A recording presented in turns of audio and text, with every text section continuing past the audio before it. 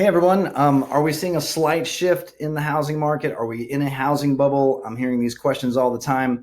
The numbers are in for Palmetto Trace for April 2022, and I'm Craig Duran with the Duran Group at Berkshire Hathaway HomeServices. I've just run the numbers this morning. I'm on about my 11th report for condos and neighborhoods this morning, so my voice might be a little hoarse. Let's dig right into the numbers. Actually, first of all, if you know anyone that will benefit from this stuff, I put these videos out about once a month to keep people updated. I'm getting a lot of good feedback on it. A lot of people like having the information. So if there's someone you know that might want this or might benefit from this, please share this with them or encourage them to subscribe to the YouTube channel. In the meantime, let's get to the data and see what's happening in the market. This morning, when I looked at the condo market, supply and demand numbers very quickly from January to April changed quite a bit. We had about 50% less supply in January and about 30-40% more demand year over year. It almost switched by the time we got to April. So let's see what's happening with housing to see if anything is going on with supply and demand there. Remember, very simply, if we have a lot of supply and not enough people buying something, prices will have to come down. If we have a ton of demand, lots of people buying and not much to buy, obviously prices are strong.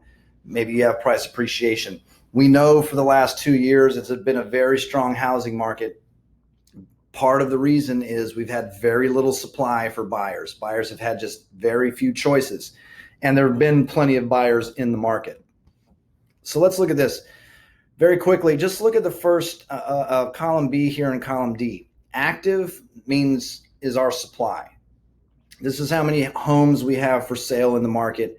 The number of new contracts here represents our demand. How many buyers are actually going to contract, real demand for the market.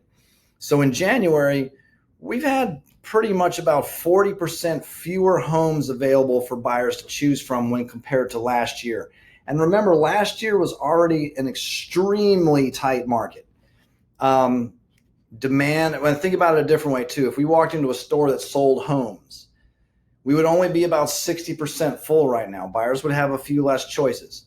The demand is okay, but it's off a little bit. It's down 38%, down 19, down 36, down up 22 in the fourth week of the month, year over year again. In February, similar story. We're down. The store only has about 60% of its inventory. Demand's getting better. We're only down 14, down 15, down 3, and a bit flat. Now look at March. We're only down 30% now, and by the end of the month, down 21%. So our store has gone from having 60% of homes for sale, and we've added some supply. So the store's about 80% full now.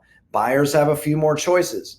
Demand is still a little bit shaky. They were up 24% the first week. It was a little bit off, 17, 29%, 47% the rest of the month. But look at April, and this is right at the beginning of the traditional spring market. A couple of things happening here. We're now about flat. The stores come up in just a few months. We've gone from walking in the store and seeing 40% of the shelves empty to now we're just about the store's full again. Buyers are walking in and they have way more choice than they did just a few months ago. The number of new contracts being written, demand is good. This is real indicative of we're right into the spring market. 46% more contracts were written in the first week of April than the previous year. Then off a few percentage points, then up 7. So a pretty flat month after that. But think about it. If all things are equal and we still have the same amount of demand, but more supply, it's a trend that I want to watch as we go through this selling season. How long does supply outpace demand? When that starts to happen for an extended period of time, that's when you can see some pressure start to happen on pricing. We're not there yet. When you look at this is an important number, this months of inventory number, remember 4 or 5 months of inventory represents a neutral market in real estate where prices would be flat.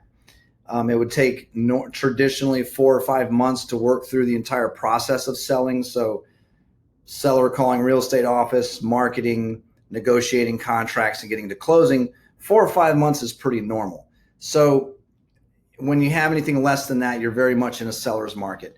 We're still in a seller's market in housing in Panama City Beach. 1.65 months of inventory is a very strong seller's market. It's up slightly from February, March. It's worth paying attention to that number. From January to April in the condo market, things moved up from 0.5 months of inventory to 2.27 months of inventory. It's a pretty dramatic shift in a short period of time. Not so much in housing as of yet. Palmetto Trace, still one of the hottest neighborhoods on the beach, hovering. It hasn't been even at 2 months of inventory since July of last year. Still incredibly hot there. I haven't given you guys specific pricing on things since March, so I wanted to go ahead and include March and April. I'm going to go through very quickly, but hit pause if you want to read through it.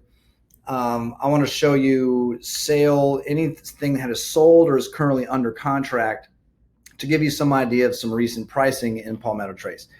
We've had a 2-2 closed in the townhome section for $325. We've had a 3-2 closed in the townhome section for $350. The detached single family, we have a 3-2 that's under contract. The asking price is $400,000. Jacob and I are working on this one. It's a smaller 3-2. Asking price is $450,000. We have a very strong contract on that one. A larger 3-2 closed at $450. We have a little larger 4-2 closed at $470. We have a 2,000 square foot 4-2 back on Kensington asking $485. That's under contract. Another one on Oxford that's asking $499. It is under contract, meaning there's a sale pending. A couple other closings, 4-3 on Biltmore closed at $500. Another one on Biltmore closed for $505. Another one on Kensington closed at $510. Another one on Kensington, 4-bedroom, 3-bath, closed at $545. So those are some recent numbers. In short, to summarize, housing market's still good. We're going to track that supply number. If supply levels keep coming up, buyers have more and more choices. Buyers can be a little bit more picky. Buyers might be a little less motivated. That could put pressure on the market, on the sellers, to potentially at least start by being less aggressive on pricing. We don't see anything yet pulling pricing back in the market. If you have any questions, ever just want to bounce an idea of real estate off me, my cell number is 850-527-0221. And thanks for watching.